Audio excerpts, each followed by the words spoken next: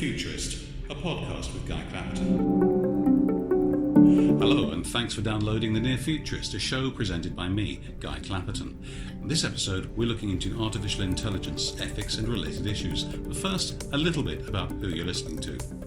I'm a technology journalist with 30 years' experience. You might have heard me or seen me on the BBC occasionally, read some of my books or seen me in The Guardian, Intelligence Sourcing magazine and elsewhere. Do have a look at my website at nearfuturist.co.uk, where you'll find more episodes and information on what we're about. If you'd like to book me as a speaker or moderator of your technology event, do have a look and then get in touch with my agent, whose details are of course on the site.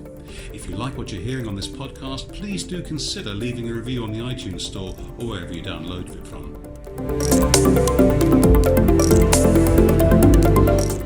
But that's more than enough from me. Let's talk to our guest for this episode. I'm recording at the London office of Accenture, or at least one of them, being hosted by the company's AI lead. She focuses on how to create AI which really works at scale for business, building trust in technology, and also looks at the future of work, which is lucky, what with this podcast being called The Near Futurist. Her name is Emma Kendrew. Emma, thanks for making the time. Thanks, Guy. Welcome. Let's just pretend, for example, I cut and paste that intro from whatever your public relations person happens to have sent me, as if. Tell me in your own words, what does it actually mean in practice? Yes, that one's probably straight from the textbook.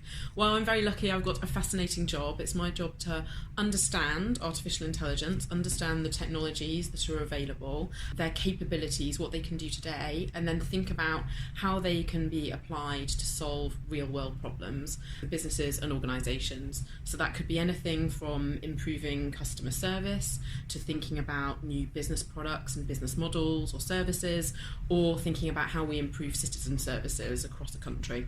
Okay, now I've been working in this sort of area as a journalist for quite some time. A few years ago there was a lot of talk about, say, robotic process automation, but it was mostly talk at that stage. I'm now hearing an awful lot of talk about artificial intelligence. A lot of it does sound quite theoretical. What's actually out there? What's happening in the real world now? I think, we saw this big kind of hype around robotic process automation a couple of years ago.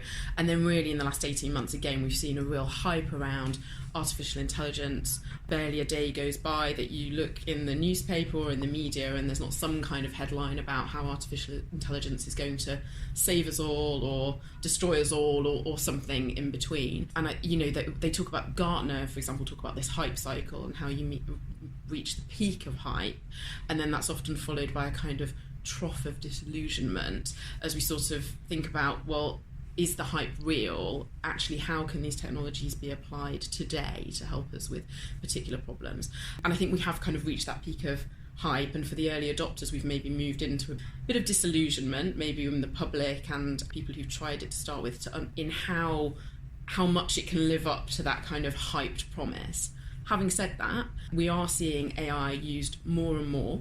In some respects, it's an everyday thing. For example, the search engines we use every day are using artificial intelligence. Online media, so online streaming of movies and music, that again, those services that we're all using more and more are using artificial intelligence within them. So on the one hand, it's something that's becoming more and more pervasive without us necessarily even realising that it's artificial intelligence. On the other hand, it's an evolution, and there are some applications of AI that are absolutely mature and ready to use now, things like the voice assistants that many of us have in our homes. But there are other applications of AI that will only come in time.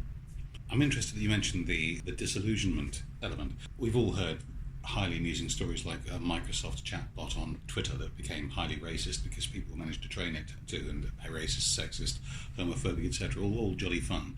But there is some serious disillusion out there. Where do people feel AI is letting them down? And was that a matter of expectations? Was it a matter of jumping in too early? What's behind that part of the cycle, do you think? I think there are a few dimensions to this. First of all, I think that AI has the potential, it has huge potential to solve really. That requires us to overcome quite a few challenges for us to make that happen. So I think the expectations are very high, but actually the speed at which we can implement some of these things in practice is a little bit slower. And I think expectations were very high, and I think the early adopters of AI, the businesses that have first applied it, have sort of experimented with it. We've been in very much a sort of phase of experimentation and early adoption, and I think that there is naturally a perception problem around AI. There's naturally a little bit of distrust about AI within the public realm, primarily because up until now artificial intelligence has been very much in the realm of fiction and science fiction, and with any new technology like this, as it's evolving so rapidly, we have to think about whether or not we trust the technology. And when we don't have any proof of how it works, we can't base our trust on the past performance of that technology, on our experience of that technology. We have to base it on the future possibility or the potential of the technology. I think people are being asked very much to base their trust in AI on its future potential, its future possibility, without necessarily proof of that. And without proof, I think we fall back to a kind of emotional response that's based on our perception that may have come from things like films, media, and these kind of dystopian images we have of robots taking over the world, robots taking over our jobs, and AI actually not working for the good of people, but actually doing detriment. So I think there's an element of, first of all, AI will take time to really deliver on its full potential because there are some serious technical and trust challenges in scaling it. And secondly, there is naturally a little bit of distrust around artificial intelligence because of how our perceptions are built up over time. I think that makes a lot of sense. I wonder if there's also something about not really being prepared for some of the changes it brings with it. I'll give you an example. You've mentioned that if they take over as the mainstream, almost without people realising it, is, say, internet search. If I look for, say, I haven't got one with me, so I can safely say the word Alexa. Apologies to anybody who's listening who's got an Alexa in the background. I promise I'll stop saying Alexa in just a minute. But if you announce to that particular assistant you want a plumber nearby or a consultant like yourselves, you get one answer. And that's a radical change, and it's something I don't think the rest of the world's infrastructure is quite ready for. Now, maybe that's a feature of voice rather than AI, but there's sometimes a lot of this technology brings through an awful lot of changes that we hadn't actually anticipated and hadn't realised were going to change overnight. And I wonder if we're ready for all those things. Absolutely. I think the growing use of voice is a really interesting case study because we're seeing that's something that's being adopted in the workplace, but more and more actually is being adopted by consumers. So I think there was some research just before Christmas that said 1 in 10 households in the UK had some form of voice assistant, whether it was an Alexa or a Google Home or any other brand. And I'm sure it's many more since Christmas because we know that many were given as gifts. Christmas was, of course, ages ago. We're pretending it's February, okay? Okay, absolutely right, yeah. Thank you. So we know that many people have these voice assistants in their home, but our research has shown that people are using them for only the most basic of functions. So they may be using them to interact, to check the weather, to ask a quick question, or maybe to ask to hear the music or the radio that they want to listen to. But they're using only a handful of the thousands of different functions that are actually available in those voice assistants. And I think that's a little bit because we all need a little bit of time to catch up. Typically, we haven't historically been used to interacting with technology and devices through a voice interaction. We've been used to a very process-led transactional picking up of a device, opening the device, logging into the device, and then deciding how we want to interact with it, primarily using typing. Now we have to learn to interact with technology in a very different way, and I think people are becoming more and more comfortable with that as they practice with it, as they try it, and as it as it helps them, as they sort of see the convenience factor of using it in their own homes. But you're absolutely right, we can't just implement AI and hope that everything else will follow. Actually, there's an enormous amount about our own processes and how we all behave that will evolve as we start to embed more technology like AI in our everyday lives at home and also in our everyday lives at work. I think that's right. I'd like also to pick up on another thing you mentioned earlier, and indeed we mentioned in the intro. You mentioned the word scale. Now, of course, one thing, me having this, what I'm increasingly regarding as an overpriced alarm clock called Alexa in my... Sorry, did I say Alexa again? I do apologise, I'll stop saying Alexa. Part of your brief is very much to make this stuff work to scale. What are the issues, if you're a large corporate, that other people might perhaps not be aware of, that apply when you're looking at AI in scale? absolutely. This is a really interesting question, and one that's really coming to the forefront as businesses think about how to use AI to solve some of their problems and how to use it for their future business models. And I think that alludes to what we talked about earlier, which is why perhaps we haven't seen AI move as quickly as we might have anticipated, or why, as the hype suggested, because actually, whilst it's relatively easy to experiment with AI at a small scale and to try very narrow purpose use cases or functions, actually to make it work for thousands or millions of users across multiple sites or across a whole nation or even internationally has some very specific technical challenges. And actually I see this, there's a challenge on the supply side, which is the technology, and there's also a challenge on the demand side, which is the users. So if we think about the supply side and the technology for large organisations that really want to implement AI across their business, there's three big challenges, and the first one really is around data. So AI is only as good as the data that we use to teach it, because it has to learn how to behave, how to take the right action or the right decision. And so to have AI that operates at huge scale, maybe handling thousands of different types of conversation, for example, then we need huge volumes of data to train it so that it can understand all the different variations. And that means that for companies, they need to be able to bring all of their data together. So you need a program around big data to get all of that data in one place so that you can use it for your AI. The second aspect of data that's so important then is also the accuracy of the data. You mentioned one of the bots that sort of went off in the wrong direction because there were biases in the data that was used to train it. And so it doesn't really matter, whilst you need a huge volume of data to train AI for scale, you also need to be conscious of the veracity of that data, the accuracy of it, and make sure that you're looking to identify and hopefully eradicate any biases that might be built in. I'm just wondering if there's any such thing as unbiased. One of the earliest things I learned as a journalist was if one person said they just won a contract, that could well mean another person has just failed to get a contract, or another person has just lost it. So which of those is the objective view? Answer, they kind of both are, but you're taking an angle and a decision. Immediately you start reporting from the one way or the other. And you mentioned this, the idea that the Microsoft bot got, with apologies to Microsoft, I'm not just kicking you in the teeth again, but that got led in the wrong direction. That was a very obvious wrong direction. But somewhere at a much lower level, which is the right direction, which is the wrong direction, I'm just wondering, I know you look at ethics, where do you even start with a question like that? Yeah, absolutely. And this is a really interesting question. And again, these questions of ethics are coming more and more to the forefront as we all, as providers, start to think about applying this technology at scale. I think with regards to that question, that there's a couple of dimensions. One is around the kind of data and what we use AI for, and the more we can use it for things that are not completely subjective, so things where there is a right or a wrong, then you can start to train the AI in the first instance in things where the answer is relatively obvious, and make sure that your data is feeding it in the right way. And this is something that the tech providers have become more and more focused on in the last 12 months, and we've seen all of the big providers, IBM Watson, Microsoft, Google, Amazon, all starting to look, and even Accenture, we've got our own tool that starts to look at identifying where you might have bias in data, highlighting it so that the programmers of the AI can then at least be conscious of the bias that's in that AI and look at how best to deal with the AI. Because I've seen some coverage, not of any of the examples that you just mentioned, and especially not of Accenture, but that says that some AI and some technology programs are becoming male biased because they're unconsciously, the men who write them, it is predominantly the male of the species at the moment,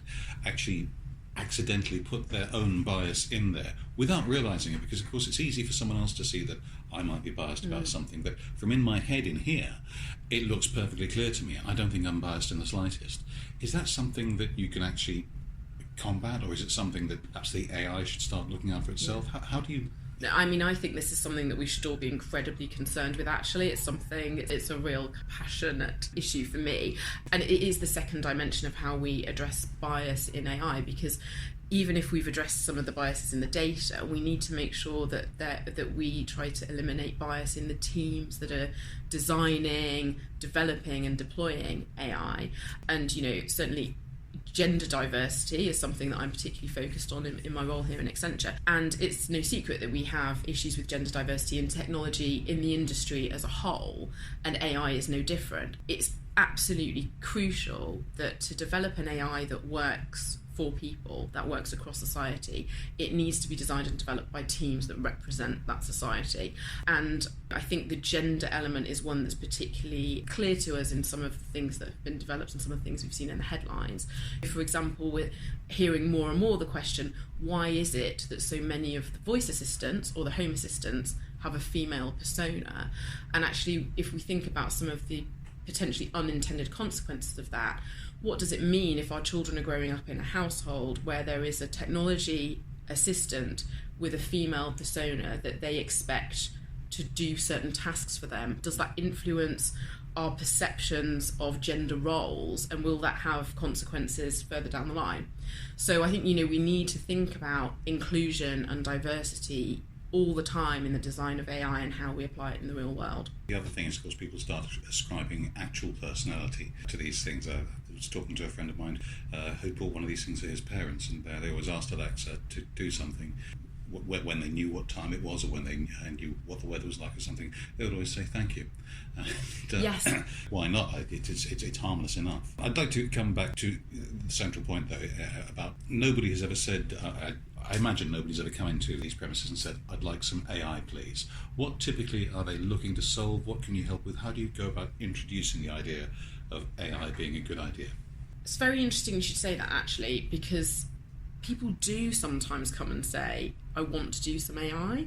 Okay. And actually that is really a trap that we all need to try to avoid falling into, because I think with all of these new kind of technologies that are evolving very rapidly, there's a risk of doing the technology for the sake of doing the technology. Yes. And I think this is something we've particularly seen in some instances with AI. So they come in, they want a bit of AI, a bit of cloud. Exactly, because big data, I've heard that's pretty good. It's the next big thing, so we feel like we need to be doing it, so we'd like to do some AI, or we'd like to do some cloud, or we'd like to do some robotic process automation, as an example. And the response to that is always, what is the problem that you are trying to solve? Because we always have to start with the problem and then think about how technology and artificial intelligence, in my case, might be best used, even if it's appropriate to help within healthcare, for example.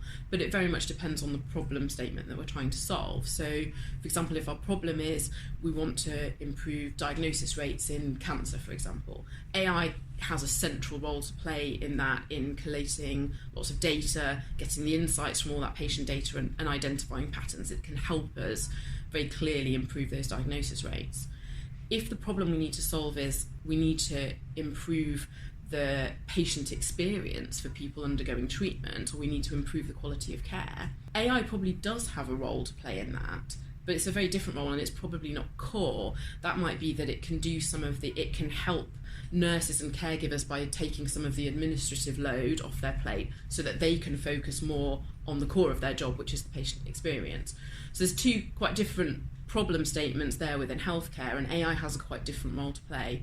Which is why we always need to come back to, what is it that you want to achieve? What are we trying to do? Does AI even have a role? And if it does, how can we best apply it?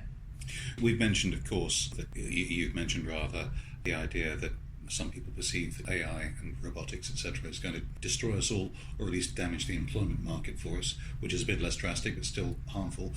Should we be worried? And what is AI starting to do? Should human workers be worried? And my daughter has started college in September. What skills should the young people be learning now to try and anticipate how to survive in an AI-driven, technology-driven world? Absolutely. Well, I mean, I think we've all read the dystopian headlines that the robots are coming to take all of our jobs. And I think it's a completely understandable concern. I think it's one we all share. It's a very human concern, because there's so much about the future of work that we don't yet know, that we have to see evolve. I think it's really important within this dialogue that we base our concern and we ground what we do in the fact rather than the fiction, but that we are proactively trying to manage the impacts of all of these technologies, and so that we understand what it means for skills building and what it means for the future of work, so people can start to react to it. We are going to see a shift in the kind of roles that people do. More predictable, repetitive, rules-based tasks will increasingly, I think, be satisfied by technology, and we'll see a rising importance in those skills that are uniquely human. So empathy, creativity, collaboration, everything that makes up emotional intelligence, because that's what humans can uniquely bring. And so they are the skills and the attributes that I think we need to focus on more and more. I think this is again something that's rising up the agenda and something that we need to really get ahead of as soon as we can, because I don't think that our education system and skills building at the moment is fit for the future that we're going to all be working in. We need to think much more about the blend of skills, and it's a much broader blend of skills that we'll all need to be conversant with technology, because technology is absolutely embedded in how we all live and work now, but to be able to focus on those uniquely human skills, on emotional reasoning, on collaboration, on creativity and communication. And I think it's something actually that's relevant for all of us at every age. We're realising now that whilst we might have invested a lot in our education when we were younger, it's not the case that you learn something when you're young and then it sees you through the whole of your career. I think we're moving much more into an era of continuous learning and continuous evolution of our roles. That was actually going to be my next question. I mentioned young people specifically there, but of course I would argue perhaps there's an even larger issue, or an equally large issue, about, say, people who are middle-aged to late middle-aged. It's then that the employer's got to ask themselves, is there any mileage in retraining these people, because they're only going to be around for a couple of years after that? I mean, do you think that's going to be an issue in future? I think this is really key, that we don't just think about education and skills for our children. Yes. I think we do need to think about it across the board for all demographics, and particularly with our changing demographics and the fact that people are living longer into old age. AI is actually going to help people live more independently for longer, because you can have things like home care assistants that help people be more independent. So there's a whole kind of combination of different demographic and technology factors that come into play. I think we absolutely need to think much more about the evolution of skills for people at all stages of the workforce, in all different types of role. And it's something that I think hopefully we'll start to see much more of this cross-sector collaboration. So it's rising up the government agenda, and I'm pleased to see that. Yeah. We need business to work in collaboration with government to think about what will people's roles look like in the near future, in the next 2 to 5 years, and how can we start positioning for that now, because it doesn't need to come as a surprise to us. We can get out ahead of it and we can be proactive about it. It requires focus. And let's not forget as well that if you talk to a health professional about developing skills and continuing education, they tend to hint that you will end up with a healthier brain physically if you continue to stimulate it as you get older. So I think that probably a win-win there, as long as we can actually do it. We're speaking a bit as if AI was just one thing. I'm aware there are some very complex organisations out there, some of which have grown up without any AI at all. How does this, is there a difference the way it applies in perhaps a more complex environment, internationally, etc., with different cultures left, right and centre? That must make your job much more difficult. Yeah, I mean, I think this is the thing. There's probably a sense or a perception that AI is this one thing and kind of one AI fits all. Actually, artificial intelligence is a sort of whole collection of different technology capabilities, and the we call it the ecosystem of all of the different providers that can deliver some kind of AI solution is much bigger than we're used to working with in other areas. So, there are a multitude of different companies and providers and capabilities all working in AI, some of which, like the big players, like the Googles, the Amazons, the Microsofts, the IBM Watsons of this world, work across the board at a kind of enterprise corporate level. But there are other providers that are much more specialist and niche, that focus on delivering AI for a very specific industry or a very specific purpose. And I think really we work with clients to try and understand what's the problem they need to solve. Is it a big picture, broad spectrum problem, or is it actually a very specific industry focused problem? And then what is the right AI? What's the right component of AI to fix that? The AI I use in my role, for example, maybe to help me predict trends and think about how to advise clients on the future. It might be the same technology capability that you could use on an oil rig to help predict issues around equipment and safety, so that we can apply the technology in lots of different ways. And I think the key is not to overlook the complexity, but actually to embrace it and not try to think that one size fits all. That makes sense, and I think also perhaps there's an extent to which it's only the industry itself that's going to actually think of this stuff as AI. The oil rig person thinks of it as a safety measure. When I'm using my account system at home, which is just one person, singleton, the fact that suddenly I've started, if I start filling in a company name for an invoice, it pops up and starts filling in the rest based on stuff I've done before. That is, I've checked, it is AI. It's just that it's a cloud system. I haven't consciously gone and bought some AI.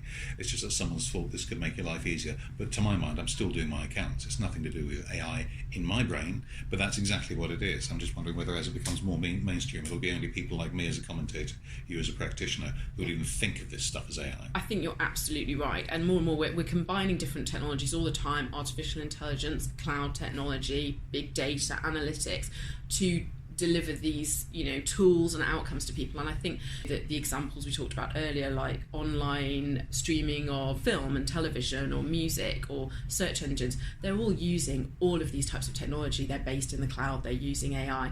But as consumers or as workers and employees, we don't think of it like that. They're tools that help us. And I think that, we will see much more of that. We just embrace it as it evolves. Okay, so final question. Where can listeners find out more about what you and Accenture can do to help them? Well, like everything, it's all hosted there on the worldwide website. So I think Accenture's website has lots of information about our artificial intelligence, our applied intelligence capabilities. And we have a blog on their digital perspectives where a number of our different leads in AI posted different things about our approach and what's going on in the market. Excellent. Emma Kendrew, AI Head of Accenture, thank you very much indeed for joining me. Thank you. And many thanks to all of you for listening. That was the Near Futurist podcast with me, Guy Clapperton. We'll be back in 2 weeks' time on the 15th. And don't forget to have a look at the website at nearfuturist.co.uk. See you in a fortnight, and Alexa, play Agadoo on repeat.